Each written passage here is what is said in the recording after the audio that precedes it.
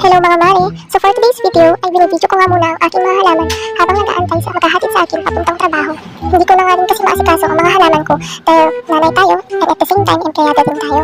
Sa mga oras nga na yan mga mare, habang binabagtas namin ang daan papuntang trabaho ay marami na naman akong naiisip. So mga mare, ang dami ko talagang iniisip. Iniisip ko na naman kung ano namin makakain mamaya, kainin namin ng gabi. Ay nako, gastos na naman, ano ba yan? Minsan sa sobrang hirap nga ng buhay ay naiisip ko na lang ulit magbalik abroad. Kaso hindi naman pwede. Hanggang pang valid ID na lang talaga yung passport ko na yun. Hay, kainaman. Ang hirap nga naman talaga pag nanay, no? Ang hirap mag-adjust. Wala kang ibang gagawin. Hindi magtiis. Hay, Diyos ko day. Pero okay lang naman. Basta para sa anak, basta para sa family. Eh, kayang-kaya. Wala namang hindi kaya. Basta kasama yung pamilya. At syempre, kasama si Josawa. Ay naku mga inday, kung saan-saan na naman napunta ang mga kwento ko sa inyo. Pero hanggang ngayon, hindi pa ako nakakating sa trabaho. Ano ba naman yan? Sana nga ba tayo? So ayun na nga mare, dahil sa ating kadaldalan, hindi ko na namalayan na malapit na pala tayo sa ating trabaho. Walking distance lang kasi yan mga mare.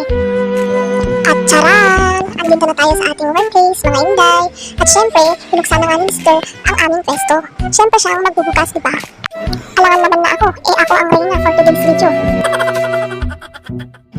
At nandito na nga tayo sa loob mga mare. Syempre, dating gawi, i-on na muna natin ang ating monitor sa ating CCTV. At syempre, i-on natin ang ating ilaw. Hindi na nga nagpaalam ang aking asawa dyan. Bigla na lang siyang umalis. Ganun. Wala man lang siyang goodbye kiss. Kinuha ko na nga ang walis dyan mga inday para makapag-start na akong maglinis. Kaso, naawa ako sa walis namin kaya ayun, pinalitan ko. Magre-retiro natin kasi yung walis namin na yan mga mare.